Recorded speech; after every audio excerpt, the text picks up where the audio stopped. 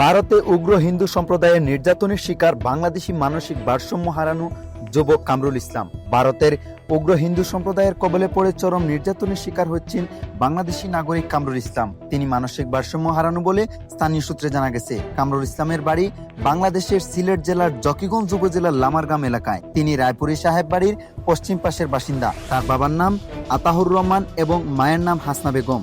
সম্প্রতি ভারতের একটি লাইভ ভিডিওতে দেখা যায় কয়েক শত ভারতীয় নাগরিক কামরুল ইসলামের কাছে বাংলাদেশি টাকা দেখতে পেয়ে তাকে সন্দেহজনকভাবে আটক করে।